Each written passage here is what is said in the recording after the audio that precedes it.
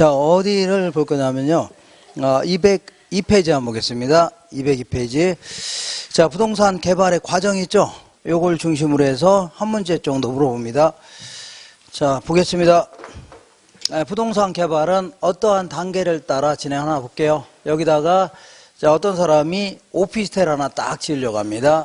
15층짜리 딱 한 A라는 오피스텔 지으려고 하는데 어떤 형태로 따라 어떠한 형태가 아니라 어떠한 단계에 따라 진행하나 볼게요. 이건 좀 암기하셔야 됩니다. 이거는 이제 구전, 부실, 근건마 이런 식으로 구전, 부실, 금, 건, 마 이렇게 진행합니다. 뭐 반드시 이렇게 진행하라 뭐 이건 아니고 이런 형태로 이런 일반적으로 이렇게 단계를 거쳐서 진행한다는 얘기입니다. 자, 구전, 부실, 금, 건, 마 이런 식으로 맨 먼저 구상 단계, 이걸 다른 말로요 아이디어 창출 단계 해줍니다. 내가 여기다가 건물 하나 지어서 돈 좀 벌겠다는 얘기죠. 전문가한테 물어보기도 하고 이런 단계를요 구상 단계 해줍니다. 두 번째는요 전실행 가능성 분석이다. 이걸 다른 말로 예비적 타당성 분석이다 이렇게 얘기합니다. 예비적. 자, 이거 왜 예비적이냐면 계략적으로 수익 비용을 분석하겠다는 얘기입니다. 계략적으로. 왜냐하면 아직 땅을 구입했어 안 했어요? 얼마에 구입할지 아직 확실히 모르죠. 그런 상태에서는 좀 약간 정확하게 뭐 비용을 분석하기 힘들 겁니다. 그래서 계략적으로 수익 비용을 분석하겠다. 그 얘기는요 결국은 부지를 구입할지를 결정하려고 하는 겁니다. 부지를 구입할지를 결정하겠다는 얘기죠. 이거 하는 이유가 결국 요거를 구입할지를 결정하는 겁니다. 그래서 여기서 이제 뭐라고요? 실행 가능성을 분석하는 겁니다. 요걸 타당성 분석이다. 여기서 이제 최종 투자 개발할지를 결정하는 겁니다. 근데 부지를 덜썩 구입했다가 여기서 개발하면 안 된다 이런 결론이 나올 수 있어 없어요? 있다는 얘기죠. 이렇게 어쨌거나 아주 바람직한 행동을 하는 겁니다. 이런 걸. 자, 어쨌거나 그래서 좀 나한테 그런 거예요? 저분 귀엽다고 한 거죠? 그래서 아버지 같은 사람한테 귀엽다고 하면 안 되지. 자, 이렇게 해서 여기서 이제 최종 결정하는 겁니다. 그러니까 여기서 이제 부지를 구입했다가 여기서 개발하면 안 된다 이 결론 나온다 하더라도 이 도시 인근의 토지는 사실상 토지의 가격이 떨어져 안 떨어져요? 떨어진 경우 거의 없습니다. 왜냐하면 도시 쪽은 사람들이 자꾸 몰려요 안 몰려요? 몰리고 산업이 발달할수록 토지 수요는 점점 커질 수밖에 없는 겁니다. 그냥 잠깐 있다 올라가든 한참 있다 올라가든 올라갑니다. 다만 토지 구입했다 실패한 사람은요 개발의 여지가 전혀 없는 땅 있죠. 그런 땅에도 구입하니까 산골짜기 이런 거에 구입하니까 손해 보는 겁니다. 그죠? 그러니까 그리고 설사 여기서 개발하면 안 된다 이런 결론이 났다 하더라도 땅을 이렇게 여러 필지로 구입했을 거 아닙니까? 그죠? 그럼 이렇게 조그만 땅은요 편의점 같은 거밖에 못 하는데 합치게 되면요 뭐 예술의 전당 이런 것도 할 수 있는 거죠. 나중에 팔 때는요 이렇게 정갈하게 쪼개서 이렇게 팔게 되면요 훨씬 더 가치가 높아질 수 있는 겁니다. 그러니까 자, 여기서 부지를 구입해서 여기서 개발하면 안 된다 이런 결론 나온다 하더라도 부지 구입이 늦어지면요 그때부터는 아니면 구입이 안 된다든가 그럼 그다음부터 할 얘기가 없어지는 겁니다. 구입을 해야 될 거 아닙니까? 구입이 안 되면 그다음부터는요 할 얘기가 없어져요. 그러니까 얘보다는 얘가 앞선다는 얘기죠. 기억하시고 이렇게 해서 여기서 이제 최종 결정하는 겁니다. 이렇게 해서 건물 지었죠. 개발하려고 작정했죠. 그러면 이제 돈을 끌어당기는 단계 이걸요 금융 단계 그리고 건물을 올리는 단계를요 건설 단계 그리고요 마케팅 단계 이렇게 진행합니다.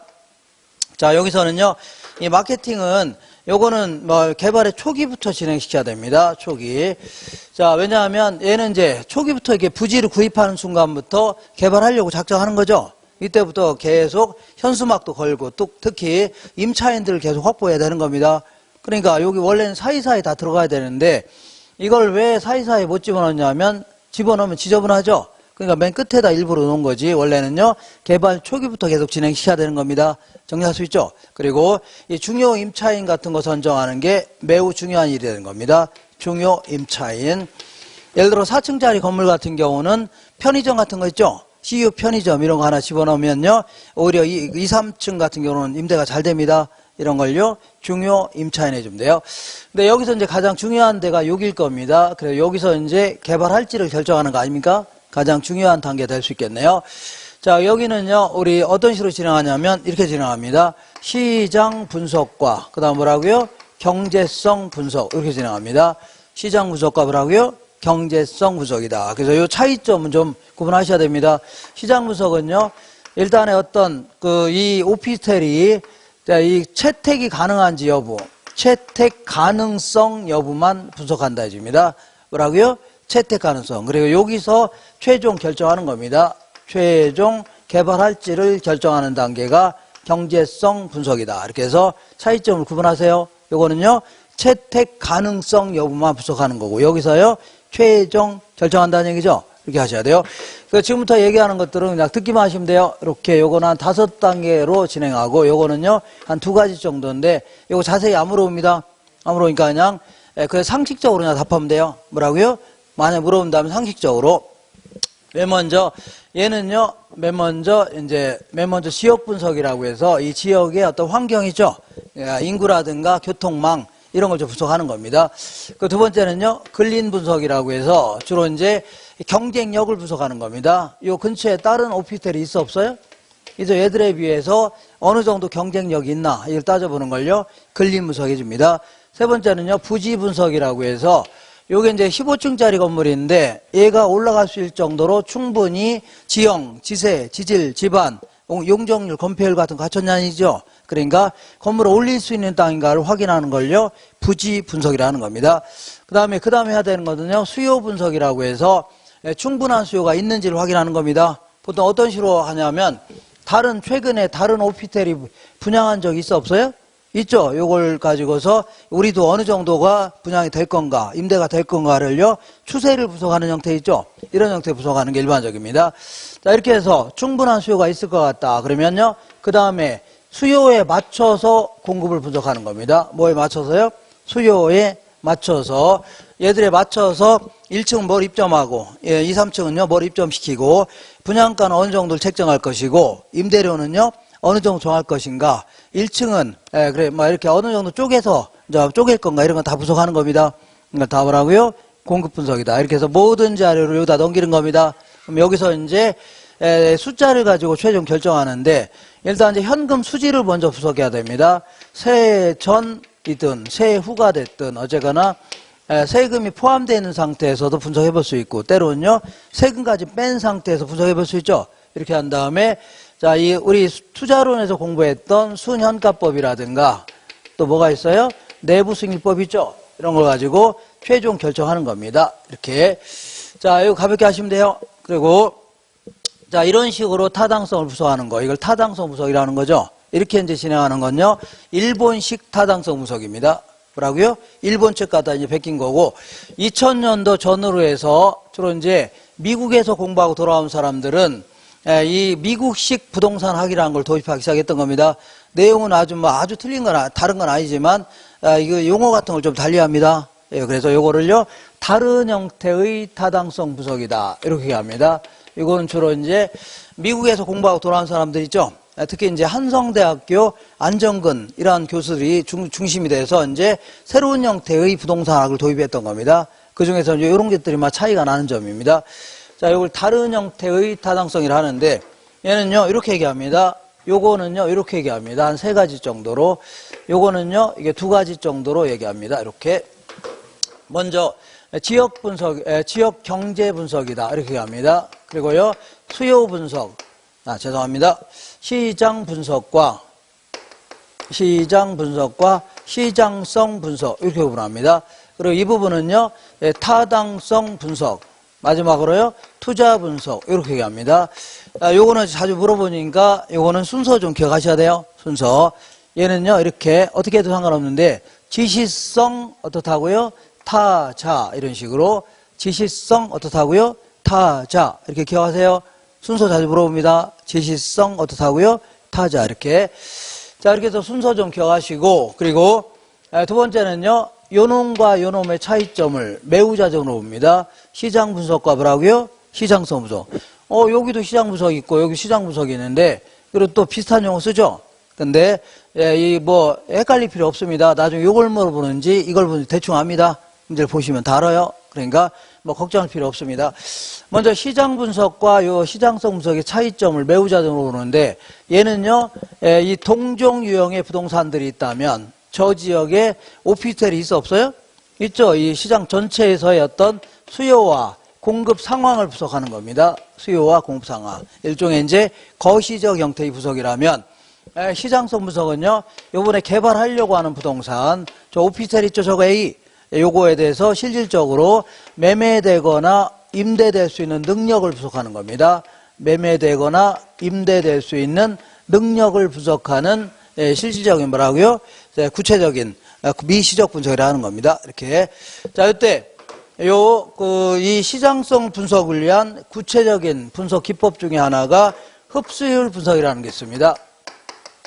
흡수율 분석은요, 보통 이제 과거 1년 동안을 기초로 해서 어느 정도 비율로 흡수가 되었나, 이걸 가지고 어떤 시장성을 분석해 보겠다는 얘기죠. 매매욕을 임대 능력을 따져보겠다는 얘기입니다. 자, 예를 들어서 이렇게 옛날 하듯이 여기다 대림 아파트를 지으려고 합니다. 대림 아파트 딱 지으려고 하는데, 최근에 삼성 아파트가 분양한 적이 있어 없어요? 있다는 얘기죠. 삼성 아파트가 분양한 적이 있는데, 분양하기 시작해서 보통 1년 동안을 얘기합니다. 보통 1년 동안에 어느 정도 비율로 흡수가 되었나, 어느 정도 비율로 분양이 됐나죠. 그죠? 그러니까 이런 얘기입니다. 분양하기 시작해서 요이 땅 했더니 분양이 끝났다는 얘기죠. 그럼 그만큼 수요자가 많아요, 적어요? 많다는 얘기입니다. 근데 분양하기 시작해서 1년 동안에 분양률이 40%밖에 안 된답니다. 그럼 얘들도 들어가서 힘들 수가 있는 거죠. 이렇게 해서 매매 혹은 임대 능력을 따지는 걸요, 흡수율 분석이라는 겁니다. 정리할 수 있죠? 그렇게 해서 자, 너무 잡다하게 기억하시면 안 됩니다. 기억하지 마시고, 일단 요거 순서 있죠? 구전부실 근검마 기억하시고, 그 다음에 요거랑 차이점 있죠? 기억하시고, 그 다음에 요 순서 좀 기억하세요. 기억하시고, 두 놈의 차이점 있죠? 기억하시면 됩니다. 그리고 나머지는 이제 물어볼 가능성은 많지는 않지만, 요거는요, 이제 지역의 환경을 분석하는 겁니다. 그러니까 지역의 뭐 인구라든가, 아니면요, 뭐 소득 수준이라든가, 뭐 교통망, 아니면요, 소비 행태, 이런 걸 분석하는, 일단 환경을 분석한다. 이렇게 생각하시면 돼요. 그리고 여기서 타당성 분석에서는요, 주로 이제 현금 수지를 계산해 본다 생각하시면 돼요. 뭘 계산한다고요? 현금 수지. 그래서 보통 이제 세후 현금 수지를 기초로 해서 일단의 수익성을 따져본다. 이렇게 표현합니다. 세후 현금, 세금까지 뺀 상태에서 내 손에 나간 돈과 들어온 돈 있죠? 이걸 비교한 다음에 수익성 여부를 따져보겠다. 이렇게 표현합니다. 일반. 그리고 여기서 이제 수은현가법이라든가 아니면요, 내부승률법 이런 걸 동원해서 최종 개발할지를 결정하겠다는 얘기죠. 이렇게 얘기합니다. 자, 이렇게 해서 여기까지 물어볼 가능성은 많지는 않지만 그래도 가볍게 하시면 돼요. 이렇게. 자, 잡다하기 하시면 안 됩니다. 그래서 요거 순서, 얘랑 차이점 있죠? 가볍게 하시면 돼요. 자, 지금까지 한 거를 문제를 통해서 확인할게요. 자, 203페이지 보겠습니다. 자, 부동산 개발이 다음과 같이 5단계만 진행한다고 가정할 때 일반적인 순서는 구전, 부실, 근검마 이렇게 되니까 맨 먼저 구상 단계 혹은요 아이디어 창출 단계 나와야 됩니다. 디귿번에 있네요. 디귿번. 그 다음에 전실행 혹은요 예비적 타당성 나와야 됩니다. 니은번에 있네요. 니은번. 그 다음에 부지 구입 혹은요 부지 구입 나와야 됩니다. 기억번에 사업 부지 확보 있죠. 이렇게. 그 다음에 실행 가능성 혹은 타당성 나와야 됩니다. 실행 가능성 리을번에 나와 있네요. 리을번. 그 다음에 마지막으로 근검마 이렇게 해주는 미음번 이렇게 답하면 되겠네요. 이런 식으로 할 수 있죠. 이렇게. 자, 2번 보겠습니다. 개발의 단계 중에 예비적 타당성 분석은 무조건 계략적이라는 표현이 나와야 됩니다. 뭐라고요? 계략적. 자, 읽어볼게요. 개발의 단계 중 예비적 타당성 분석은요, 개발 사업으로 예상되는 수익과 비용을 계략적으로 계산하여 수익성을 검토하겠다는 얘기죠. 그 다음에 세 번째 볼게요. 시행자가 아파트 개발 사업에 대한 타당성을 검토하고 있는데 용적률이 감소하는 거, 이건요 예상 사업 이익에 부정적인 영향을 끼치는 거죠. 용적률은요 감소했다는 얘기는 건물을 크게 못 짓게 하겠다는 얘기죠. 그러면요 부정적인 영향을 줍니다.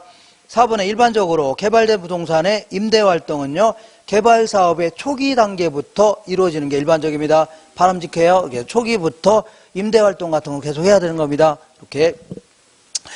자, 그 다음에, 자, 어디냐면, 자, 5번 볼게요. 인근 지역 분석은요, 요거를 인근 지역 분석해 줍니다. 요거랑 똑같은 겁니다. 자, 인근 지역 분석은요, 자, 환경을 분석한다 생각하시면 돼요. 부동산 개발에 영향을 미치는 환경 요소의 현황과 전망을 분석하는 것이다. 맞는 거고, 여기서는 인근 지역 분석, 여기는요, 지역 경제 분석하는데 똑같은 얘기입니다. 똑같은 얘기예요. 자, 그래서 지역 경제 분석에서는요, 이것도 마찬가지로 대상 지역의 부동산 수요에 영향을 미치는 각종 환경인 인구, 고용, 소득 등의 요인을 분석하겠다는 얘기죠. 맞는 겁니다. 그 다음에 7번 시장성 분석 나오면 시장 분석에서는 무조건 뭐가 나와야 돼요? 수요 공급 나와야 됩니다. 수요 공급.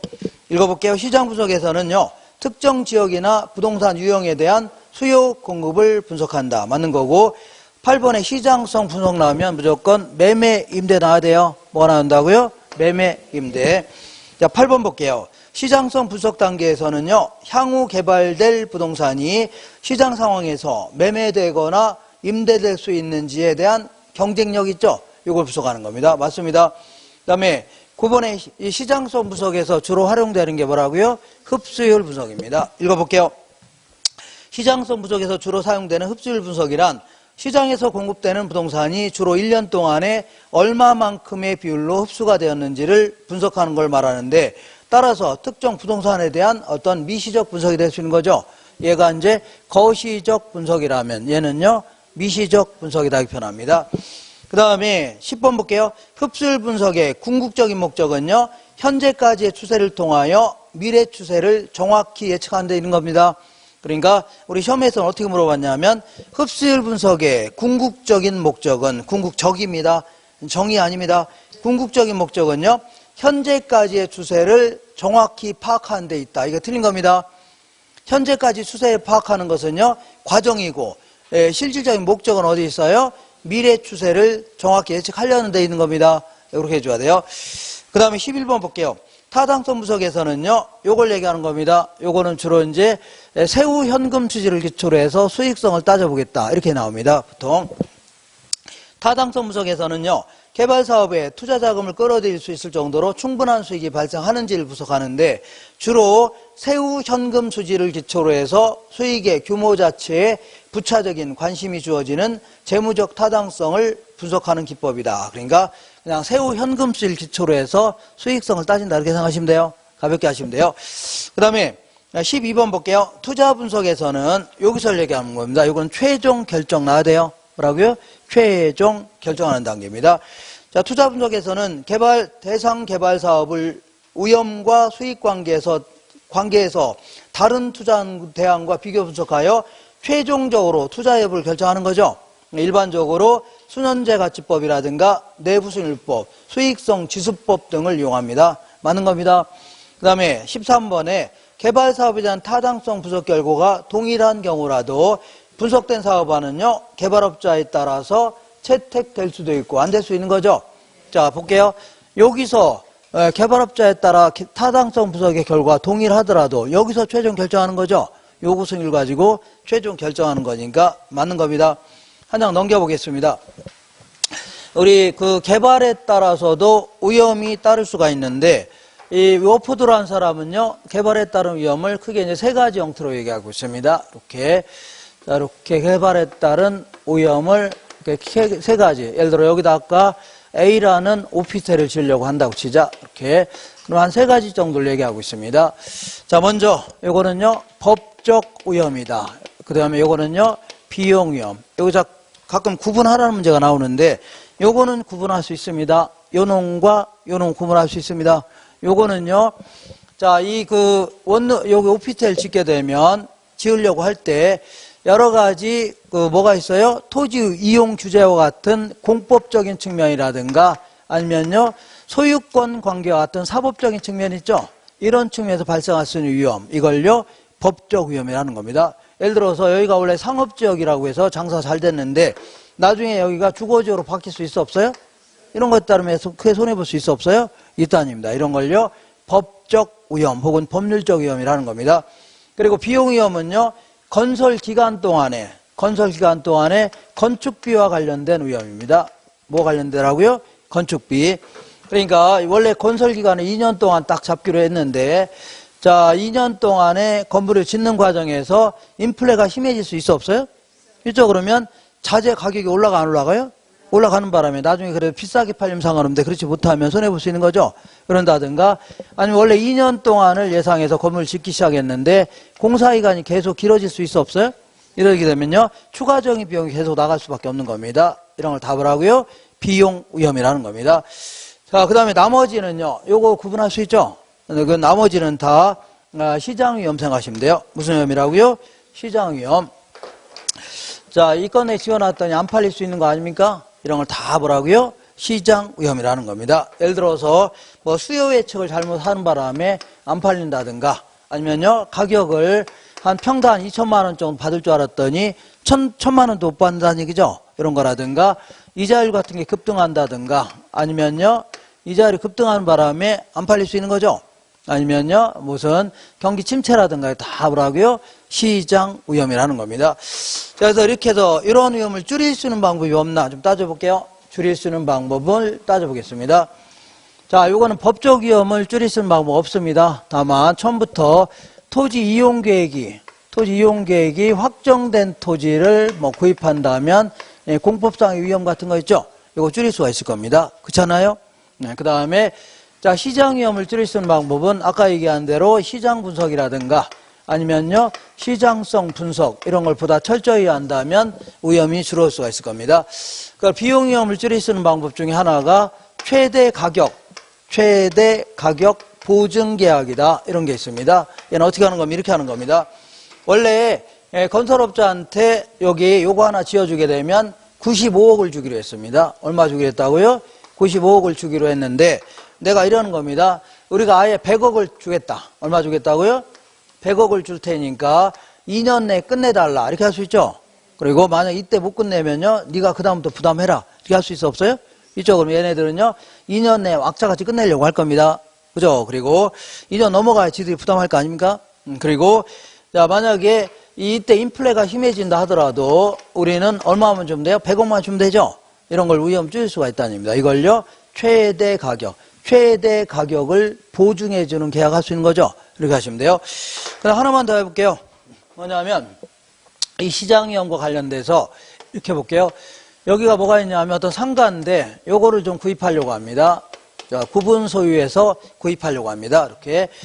자, 요거 구입하려고 하는데 만약에 10%밖에 완공이 안 된 상태에서 이걸 구입한다. 이렇게. 그러면 이건 선분양이에요, 후분양이에요? 10%밖에 완공이 안 된 상태에서 구입하는 것은요, 선분양이죠? 있지도 않은 건물 구입하는 거 아닙니까? 이게 좀 있어 없어 이게? 없는 데서 구입하는 거 아닙니까? 이걸 선분양이라는 겁니다. 그러면 이런 것들은 나중에 부도날 수 있어 없어요? 있으니까 위험이 커요, 작아요? 크다는 얘기입니다. 그러니까 서로 위험이 크니까 구입하려고 안 하려고요? 안 하려고 하니까 얘들은요, 싸게 팔아야 됩니다. 분여공사한 가격은 낮을 수밖에 없는 겁니다. 근데 만약에 90% 정도 완공된 상태에서 구입한다. 그러면 거의 완성된 다음에 파는 거죠? 후분양의 형태가 되는 겁니다. 그럼 이때는요, 위험은 커요, 작아요? 구매자 입장에서 위험은 작을 거죠? 그러니까 서로 이렇게 구입하니까 가격은 올라가 안 올라가요? 올라갈 수밖에 없는 겁니다. 그러니까 매수자 입장에서는요, 완성에 가까울수록 위험은 작아집니다. 뭐는 작아져요? 위험이 작아지는 대신에 그만큼 가격은 올라갈 수 있죠? 부동산 가격은 올라갈 수밖에 없네요. 자, 여기까지를 한번 문제를 좀 풀어보겠습니다. 거기 서술형 지문 알아볼게요. 자, 1번의 부동산 개발 사업의 위험은요, 법률적 위험, 시장 위험, 비용 위험 등으로 분류할 수 있습니다. 자, 부동산 개발 사업의 진행 과정에서 행정 변화에 의한 인허가 지연 위험이라든가 이자율 변동 위험, 인플레이션 위험, 자연재해 등과 같은 등은요, 시행사 또는 시공사가 스스로 관리할 수 있어 없어요? 없습니다. 왜냐하면 갑자기 인가를 안 해주는데 이거 어떻게 합니까? 인플레가 심해졌다든가 코로나가 발생했다. 이것도 통제할 수 없는 거죠. 이런 거 다 스스로 통제할 수 없는, 관리할 수 없는 위험입니다. 자, 게으르게 그 공사기간을 질질 끈 다음에 이거는 관리할 수 있는 거죠. 좀 재촉해서 빨리 할 수 있는 거 아닙니까? 근데 지금 얘기하는 것들은요, 스스로 관리할 수 없는 위험입니다. 전쟁 나거나 이거 어떻게 관리합니까? 그 다음에 3번 볼게요. 개발 사업에 있어서 법률적 위험은요, 용도 지역지구조와 같은 공법적 측면과 소유권 관계와 같은요, 사법적 측면에서 형성될 수 있다는 얘기죠. 그 다음에 자 4번 볼게요. 개발사업 부지에 군사시설 보호구역이 일부 포함되어 사업이 지연된다면 이는요, 법적 위험 분석을 소홀히 한 결과입니다. 왜냐하면 군사시설 보호구역이라는 게 군사시설 보호법이죠. 이 법에 따라서 국방부 장관이 정하는 겁니다. 그렇기 때문에 이거는요, 군사시설 보호법이라는 법률 규정이 있죠. 이걸 소홀히 한 결과 아닙니까? 일종의 다가요, 법적 위험에 해당되는 겁니다. 그 다음에 5번에 이용계획이 확정된 토지를 구입하는 거, 이런 것들은 법률적 위험 부담을 줄일 수 있는 방법 중에 하나입니다. 맞아요? 이자율의 변화라든가 시장 침체에 따른 공실의 장기화, 이런 것들은 다 시장 위험 쪽에 집어넣어야 됩니다. 그 다음에 개발사업 초기에 부동산을 매수한 자는요, 시장 위험이 크기 때문에 서로 살려고 안 살려고요? 안 살려고 하니까 가격은요, 낮게 형성됩니다. 그렇지만 완성에 가까울수록 매수한 자의 시장 위험은 작아지죠. 이런 식으로 서로 구입하니까요, 가격은 높게 형성될 수밖에 없는 거죠. 그 얘기하는 겁니다. 그 다음에 시장 위험 부담을 최소화하기 위하여 시장 분석과 시장성 분석이죠. 이런 걸 보다 철저히 할 필요가 있다는 얘기입니다. 그 다음에 비용 위험이란 공사기간 중에 건축비와 관련된 위험으로 개발기간이 길면 길수록 인플레이션이 심하면 심할수록 위험은 더 커질 수가 있는 거죠. 그 다음에 비용 위험을 줄이기 위하여 최대 가격 보증 계약을 맺기도 하는데 이는 추가적인 위험 부담은 제거한다는 장점이 있지만 아무래도 저렴한 가격으로 개발 사업을 완료하는 것은 어렵겠죠. 그러니까 돈을 더 줘야 될 거 아닙니까? 그러니까 저렴한 가격으로 개발 사업을 완료하는 것은 힘들 수 있다는 얘기죠. 그렇게 정리하시면 돼요. 자, 요거 지울게요. 이렇게 조잡스럽게 하지 마시고 제가 이제 이렇게 몇 가지 있죠. 요것만 기억하시면 돼요. 자, 그 다음에 이 부수적으로 몇 가지 용어를 좀 정리해 볼게요. 용어. 이거 이렇게 볼게요. 우리 토지를 크게 이제 이렇게 구분할 수 있습니다. 어떻게 구분하냐면 얘는요, 현장 자원으로서의 토지다. 이렇게 현장 자원. 얘는요, 상품 자원으로서의 토지다. 이렇게 구분할 수 있습니다. 자, 현장 자원은요, 그야말로 토지가 인간의 노동과 자본이 투입이 안 된 상태에서, 다시 말하면 자연 상태 그대로 인간에게 이익을 주는 형태 있죠. 이걸요, 현장 자원의 토지라는 겁니다. 자, 그러니까 예를 들자면 산림이라든가 갯벌 이런 거 생각하시면 돼요. 산림, 갯벌. 자, 이거는 인간이 노동자본을 투입하지 않은 상태에서 자연 상태 그대로 이익을 주는 겁니다. 이런 형태를요, 현장 자원의 토지라는 거고, 요거는요, 인간이 토지한테 노동자본을 투입한 상태 있죠? 그 상태에서 이익을 주는 형태입니다. 택지라든가 아니면 농지를 생각하시면 돼요. 택지 만들려면 조성공사 해야 돼, 안 해야 돼요? 해야 돼. 이런 걸 인간의 노동과 자본이 수입되는 거죠. 아니면 농지 개량공사 같은 거 하려면요, 노동과 자본이 수입되는 거 아닙니까? 그러면 자, 이 현장 자원의 토지는 인간에게 어떤 이익을 주나 한번 보겠습니다. 인간에게 거기 볼게요. 일단은 자, 요즘에 미세먼지 많아요. 적어요? 많죠. 이게 근데 이런 것들이 사실상은요, 산림을 통해서 상당히 정화가 된 겁니다. 그나마라고요, 정화가 되는 겁니다. 걸러지는 겁니다. 그리고 비가 많이 오면 자, 빗물도 있잖아요. 산림을 통해서 수질이 좋아지는 겁니다. 이런 식으로. 그리고 우리가 공부하다가 창문 열리니까 철근 콘크리트밖에 없다. 그러면 답답해, 안 답답해요? 답답한데 멀리 산 같은 게 보인다면요, 아무래도 자연 경관도 좋죠. 그리고 정서적인 안정도 줄 수가 있는 겁니다. 그 여름에 우리가 놀러 갈 때 어디로 가요? 산 아니면 바다로 가는 거죠. 일단은 휴식처도 제공하는데 이런 얘기 좀 기억하세요. 이런 걸 물어볼 가능성 많지는 않지만 만약에 인간들이 소득이 증가하거나 아니면 여가 활동이 증가했답니다. 그러니까 무슨 얘기냐면 먹고 살만해졌다는 얘기입니다. 뭐 했다고요? 먹고 살만해졌죠. 그럴 경우는요, 상품 자원보다는요, 현장 자원의 토지 수요가 더 탄력적이다. 그 얘기는요, 이런 수요가 현장 자원의 토지 수요가 더 커질 수가 있다는 얘기입니다. 다시 말하면 먹고 살만해지죠. 그러면요, 보존의 욕구 이런 게 커질 수밖에 없다는 얘기입니다. 사람들은 개발보다는요, 보존의 욕구이죠. 이런 게 더 커질 수 있다 그런 얘기입니다.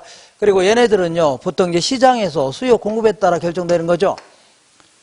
가격이 결정되는 거 아닙니까? 그러니까 시장의 힘에 의해서 뒷받침된다 해주는데 이 갯벌이 무슨 수요 공급에 따라 결정되고 그러나요? 아니죠. 그러니까 시장의 힘에 의해서 뒷받침되는 거는 아닙니다. 알겠죠? 시장 힘과는 상관없는 겁니다. 그리고 요것도 기억하세요. 결정의 가역이라는 게 뭐예요? 역으로 가능하게 하는 거 있죠? 되돌리는 거. 되돌리는 게 힘들다 그런 얘기입니다. 이걸요. 결정의 비가역성이 더 크다 이렇게 표현합니다. 더 크다. 그러니까 우리 그 갯벌 같은 거 한번 파괴하게 되면 원래 상태로 돌리는 게 쉬워요, 어려요? 네, 거의 불가능합니다. 건물 잘못 지으면 다시 지을 수도 있는 거죠. 그렇지만 얘는요, 불가능합니다. 불가능해요. 어떻게 바꿉니까? 옛날에 생태계로 바꿀 수는 없는 거죠. 결정의 비가역성이 더 크다 이렇게 표현합니다.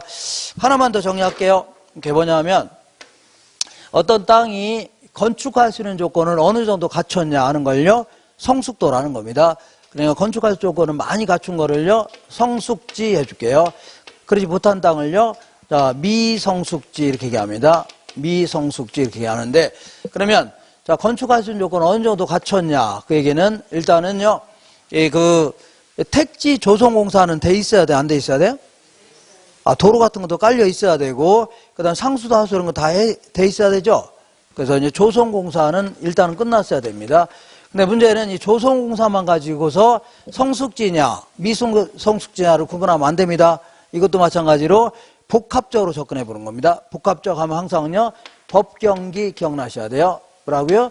법경기. 그래서 기술적 측면에서는요, 조성공사는 끝냈어야 되는데, 법률적 측면도 따져봐야 되죠? 나중에 허가가 안 나거나 이러면 돼요, 안 돼요? 안 되죠. 그러니까 나중에 허가가 날 수 있냐 이런 것도 따져봐야 돼요. 예를 들어서 그리고 뭐니 해도 뭐야? 뭐니죠. 그래서 수익이 비용보다 커야 됩니다. 그러니까 건물 지었다가 분양도 안 돼 그러면 손해나는 거죠. 그러니까 이익이 될 만한 땅이어야 되는 겁니다. 건물 지었을 때 분양이 될 수 있어야 되죠. 그래야지 건물 짓는 거지. 그렇지 않으면 지금 대화인데요. 돈만 날리는 거 아닙니까? 그래서 이 세 가지를 골고루 따져봤을 때 제대로 갖췄다는 얘기죠. 그러면 뭐예요? 성숙지고, 그렇지 않으면 하나라도 못 갖췄다는 얘기죠. 그럼 뭐가 돼요? 미성숙지 이렇게 되는 겁니다. 정리할 수 있죠? 이렇게 해서 정리하시면 되고, 이거 지울게요. 자, 이렇게 해서 개발론을 마무리했습니다. 이거 다 지울게요. 자, 요거를 전부 다 지우는 시간을 갖겠습니다. 이렇게.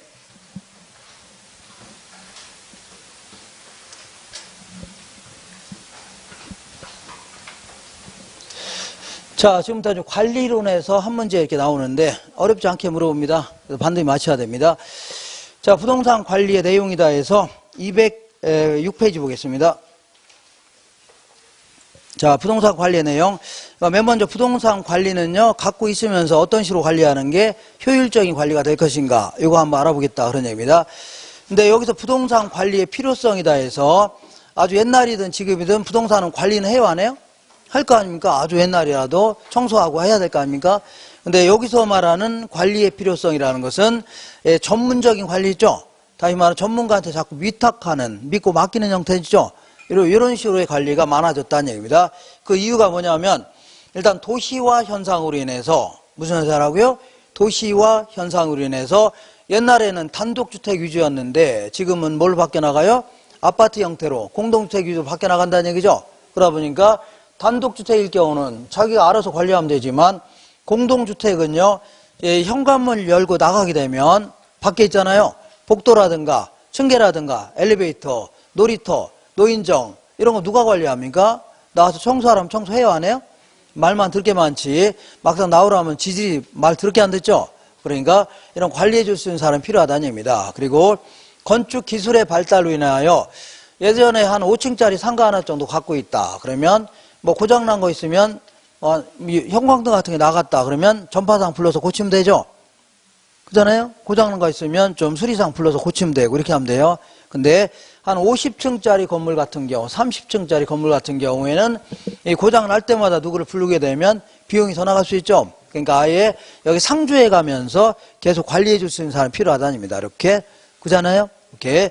그리고 부재 소유자의 요구와 증대다 해서 부재 소유자가 이 건물에 살고 있지 않는 소유자 있죠? 이걸 부재 소유자 이렇게 얘기합니다. 그래서 전월세 이런 게 많아지는 바람에 이런 것도 한몫하지만 그거보다는 더 우리 전 시간에 금융론 같은 거 공부했었죠. 그때 우리 부동산 투자회사 같은 경우 있잖아요. 얘네들은 위탁관리 같은 경우는요. 투자만 했지 관리 운영은 다 누구한테 맡겨요? 자산관리회사한테 맡기는 형태 있죠. 이런 형태가 굉장히 많아졌던 겁니다. 그러니까 이런 거를 전문적으로 관리해 줄 수 있는 사람이 필요했다는 얘기죠. 그리고 또한 자, 일반적인 부동산 신탁사라든가 리츠회사 그리고 사모펀드라고 해서 주로 이제 외국에 있는 재벌들 있죠. 미국에 있는 재벌들 특히 이런 사람들이 이렇게 공개적으로 자금을 모으는 게 아니라 사가회사 사적으로 돈을 모은다는 얘기죠. 사모를 하는 겁니다. 공모는요 공개적으로 모으는 거고 사모는요 몰래 지들끼리 모으는 거 있죠. 이걸 사모를 하는 겁니다. 이렇게 해서 펀드를 조성한 거 있죠. 요걸 가지고 전 세계를 돌아다니면서 부동산도 구입합니다. 예를 들어서 얘네들은 우리나라에 이제 부동산을 구입하죠. 구입해야 하네요? 하는데 얘네들은 부입만 했지 지들이 관리하는 게 아닙니다. 다 관리회사한테 맡기는 형태입니다. 알겠나요? 이런 형태를요 사모펀드해 주는데 어쨌거나 얘네들은요 보통 이제 외국에 있는 기업들 있죠. 재벌들이 어마어마한 돈을 각출합니다. 몰래 지들끼리. 그런 다음에 주로 이제 전 세계를 다니면서 부실 기업들을 구입합니다. 망하려고 하는 회사 있죠? 요거 구입하게 되면 부실한 기업들을 구입하게 되면 우리 같은 개미들이 따라붙어요? 안 따라붙어요? 따라붙습니다. 그러면서 얘들은요 관리를 잘하는 척하면서 관리 전문가도 막 둡니다. 전문 경영도 두면서 막 끌고 나갑니다. 그럼 주가가 올라가 안 올라가요? 막 올라갑니다. 그러면 계속 사람 투자하려고 안 하려고요? 투자하려고 하는데 최고조에 이를 때 있죠. 그때 이제 싹 팔아치우고 톡 끼는 겁니다. 이걸 뭐라고요? 먹튀라는 겁니다. 뭐라고요? 먹튀. 이거 아주 괜찮네요. 이거 그죠? 이거 아주 땅 짓고 헤엄치는 거 아닙니까?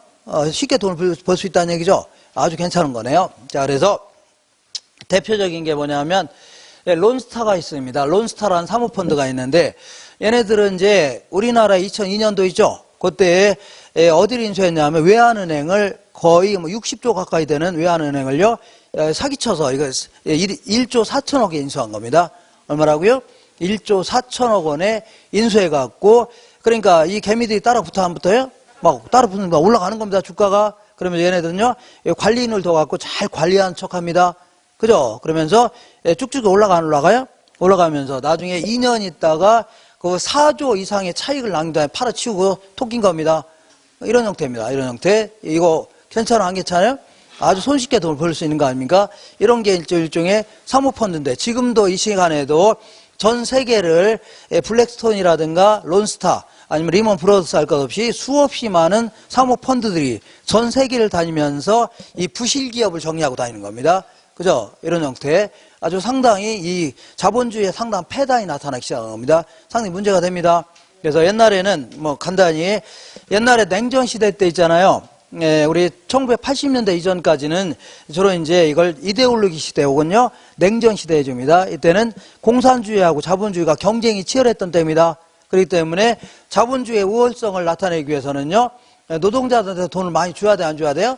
많이 줘야 됩니다. 요금도 많이 주고 이렇게 해야 돼요. 그래야지 자본주의가 우월해지는 거 아닙니까? 근데 문제는 80년대 이후에 공산주의가 몰락하기 시작했던 거거든요. 지금 남아있는 거는 북한 정도밖에 안 남은 겁니다.